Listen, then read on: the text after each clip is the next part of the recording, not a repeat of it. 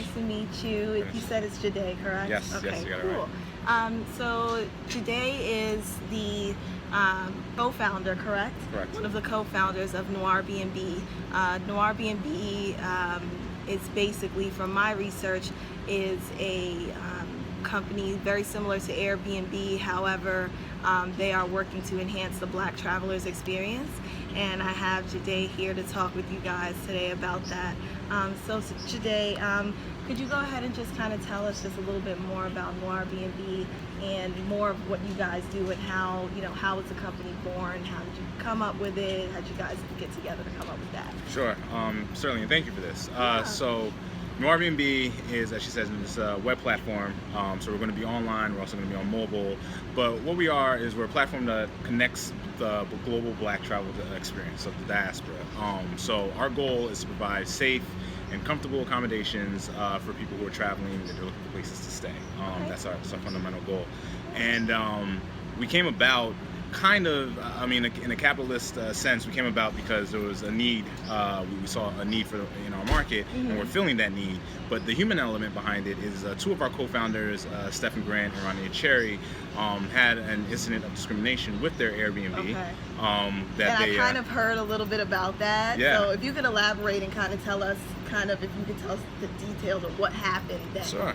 made that such a need for them. Yeah, so what actually happened was they went to the AC3 festival in Atlanta, so last year, so it was almost a year ago at this time. And the Airbnb they had in Atlanta, it was in a pretty nice neighborhood, and I guess the neighbors weren't really aware that Is this a music festival? It is. It is. Okay. I'm sorry, I should have said that. Yes, Yeah, it is. no, It's a music festival in Atlanta. And I guess the neighbors weren't aware that people will be staying at the house, and they saw a bunch of young Black people in the house and ended up calling the police. So the police came, and they do what they do, so Right. they approached the situation, and it was pretty tense, and it could have escalated, but luckily Stephen and Rania were able to help de-escalate the situation Good. with the friends that they had in the Because place. I know with Airbnb it's kind of weird also, because a lot of the people, the hosts, some of them, if they live in residential neighborhoods, that they don't necessarily want other people to know that they're using their property as Yes. Airbnb sometimes. So when things like that happen, it can be disastrous. How do you know, right? Yeah. So luckily, for everyone involved, the cops that were there were cool. They understood the situation.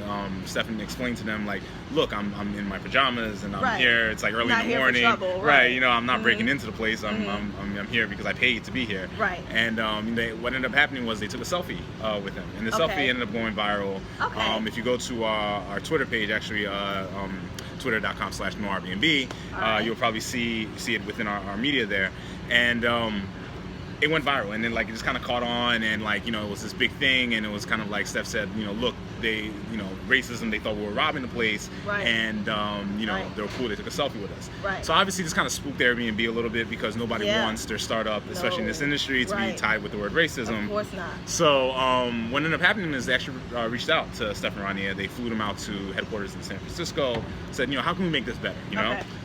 So Rania and Steph kind of told him, hey, this is kind of how you can make it better. The ecosystem of Airbnb is kind of made for this type of thing. So, we're not the only ones that will go through something like this. And, Airbnb kind of took their advice. All right. Thank you very much. I appreciate it. Here's some free tickets. And, Right, and then just set them on their way. Right, Did Airbnb actually try to implement any type of program? No. At that time, all. no. And they probably looked at it as kind of like an isolated incident. Right. Obviously just a lot of what's going on with their own business model and how, they see things, and how I think the majority of society tends to see things sometimes like, it's just one time thing, it's a misunderstanding. Correct. Right? Yeah. Okay. Yeah. That's, thing. Okay. But what's actually funny about it is that, Steph told him at the time, this can happen again, and probably will happen again, just because, and probably has already happened. Right. I'm just the first one to really bring it to you guys' attention. Exactly. Okay. And it was kind of like speaking the future, because the hashtag Airbnb while Black kind of really sprung up, I think, later last year at the end of Yeah. 2015, early Yeah. 2016. I remember that. And kind of went, really viral. And then all these people came out with experiences where, they wanted to rent a place and it was available, wasn't available. You even had the experience with a young lady in North Carolina where the host, called her all sorts of like just racial names, like, upon seeing her Really? picture. On Yeah. the on the the message, website. right? Oh, wow. On like on messaging, like, Wow, that whole yeah, thing. yeah. So it was just, and you kind of run into this situation where you have people who are renting their homes to strangers. So Right. you have strangers interacting in our society. And our society, Right. unfortunately has discrimination. So Correct. it's kind of going on with that. So, again, Airbnb, like, at this time, I think the fire started to stoke a little bit, and you kind of see them, like, getting Now on their they're laurels. panicking, Exactly, right, 'cause just a they're little like, bit. we got hashtags out that are saying that we're racist, and so damage control. kind of Exactly, thing. and I mean, they're a huge company in San Francisco. Yeah. They're supposed to be like, Mr. Love everyone, and Exactly. invite everyone in, and Right, your right. home anywhere type of thing. Right. But at this point, it was a little bit too late, and I mean, and Steph and Yeah. Rania, to their credit, we're kind of like, okay, let's really look into how we can build this into a company, because again, the market's there. Yeah. It's open for us. Let's see how we can do it. All right. This is kind of where I entered the picture. Okay, yes. So Let's see where you come in. yes.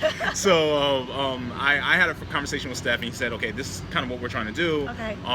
This is kind of how we want to build the platform. And I said, yeah, man, that's a great Now, idea. how do you know Steph? So we actually, prior to. it was really through a mutual contact Okay. on like social media. I mean, social Okay. media kind of connects everyone, right? So Yeah. that's just Everyone, how we're it all is. connected. We are, especially the young black social media. We all know each other. So Right, yeah, right, so right. that's kind of how it went. And we talked about it. We said, all right, let's do this. Rania got into it. The three of us, we just talked about it and said, hey, let's launch this thing. And that's kind of, and the rest is history. Okay.